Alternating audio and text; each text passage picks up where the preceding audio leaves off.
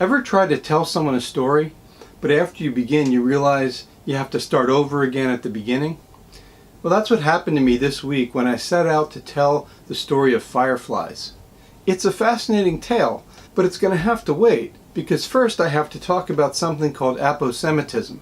Now, I was not familiar with that term either, or maybe I forgot it, because I'm not a comprehensively trained biologist. Actually, I'm not a biologist.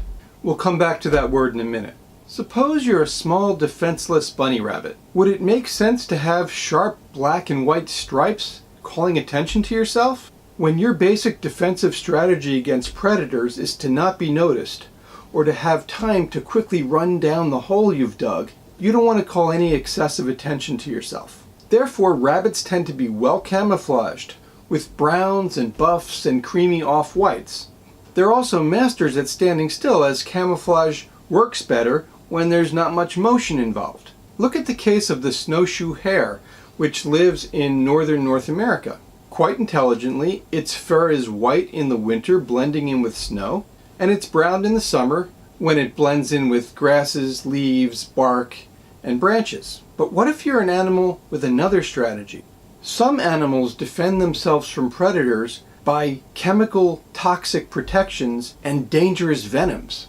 A classic example is the blue-ringed octopus, which lives in tidal pools and coral reefs in the Pacific and Indian Oceans. These creatures are relatively docile unless handled, and are well camouflaged and hide in concealed places. Basically, they're using multiple methods of avoiding predators. But if a predator comes too close, they also produce a potent neurotoxin that rapidly produces nausea, respiratory arrest, heart failure, paralysis, and blindness. You'd almost think that combination is sort of overkill.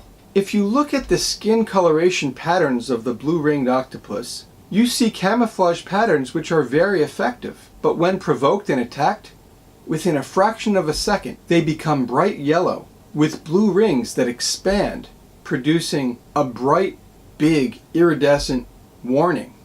Very cool and very effective. Let's go back to the word that I used earlier, aposematism. No, it's not a form of ethnic or religious bias. Apo is a prefix from the ancient Greek that means away or away from or separate from. And sema also comes from a Greek root which means omen or portent or warning. So aposematism is a biological strategy for warning a predator against a dangerous prey species. It's often a warning coloration, but as we'll see, aposematism is composed of other strategies as well.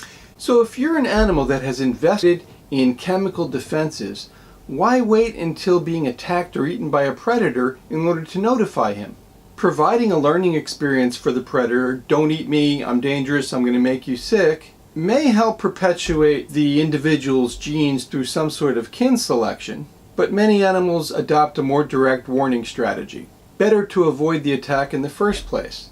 The death of the adversary is small consolation if you too wind up dead. These animals evolve coloration strategies that are quite the opposite of the bunny rabbit strategy. Many of these animals are colored to brightly stand out, to deliberately be noticed. Look at the vivid red of this granulated poison arrow frog, for instance. If a predator is to try to eat this frog, it won't be by accident. And that's a major role of these warning colorations. To be effective, they have to be noticed. So some of the most vivid and beautiful displays are found on animals using an apostemic strategy. Let's look at a few other examples. The familiar monarch butterfly is characteristically colored in oranges, and it defends itself with poisonous and distasteful chemicals they obtain from eating milkweed. Various studies have shown that vertebrates, including insectivorous birds, tend to associate red, orange, yellow, and white, if vivid and sharp, as signs of danger. And patterns incorporating spots or stripes call attention to objects. The poisonous paper kite butterfly of Southeast Asia and Northern Australia stands out with its beautiful white and black pattern. And the venomous lionfish has obvious bands, fins, and spikes that are hard to miss. The yellow and black stripes of a wasp or a bee have the common aposematic signals of bright or contrasting color patterns. And the golden poison frog is one of the most lethal of all animals using toxins against potential predators. Aposematic strategies are not limited to color warnings. Any kind of warning system could be considered aposematism. For example, the rattle of a rattlesnake. If it can avoid an interaction, it doesn't have to defend itself in a battle that it has no guarantee that it will win, and it doesn't have to use precious resources to do so. Mammals can use this strategy too. Note the conspicuous white stripe of the skunk, and to the skunk, I say thank you very much for the heads up.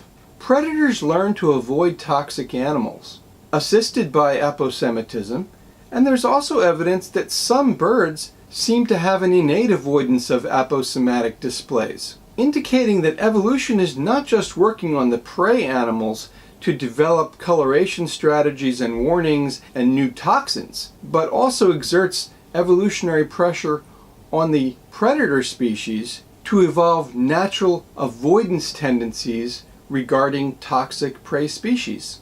But whenever you see an effective survival strategy in the animal world, you're likely to see copying.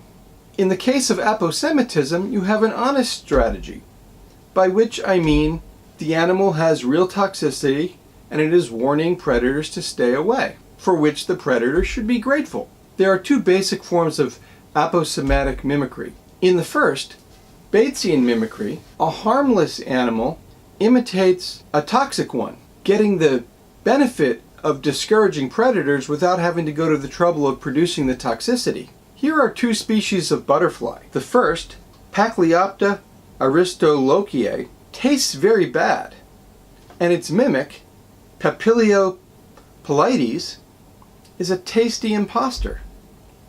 Or the lethal and scary looking Texas coral snake, and its Bayesian mimic, the Mexican milk snake.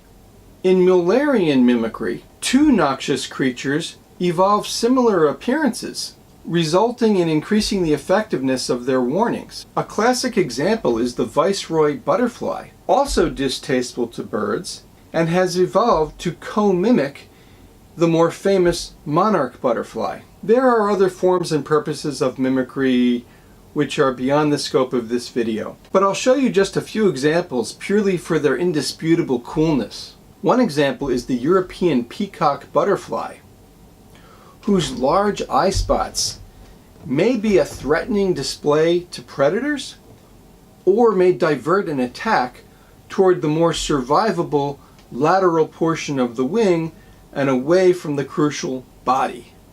And in like fashion, here's an image of the peacock moth, which also has eye spots. And I can't resist showing you the gorgeous Atlas moth, which is said to resemble a snakehead. Other evolutionary and behavioral roles for coloration and display are vast, including courtship, threat, sexual selection, territoriality, same-sex competition for mates. But today we have seen another piece of the enormous variety of biological survival strategies. Evolution, despite its mindless algorithms, displays what looks like a wealth of creative ideas for protection. Genes adapt, their owners survive or die. Those genes that survive spread, proliferate, and adapt further to changing conditions. So to me, what is most remarkable about these displays is not their undeniable beauty, nor their effectiveness, nor even what is often their sheer audacity, but that they come about not through the creative design of the human brain or a computer art program, but by the enormous variability of nature and evolution through the immense capacity for the recombination of DNA and the manufacture of new and novel genes. And now that we've talked about this, one of these days let's talk about fireflies. Be sure to subscribe, you can follow my Instagram, and as always, thanks a lot for watching.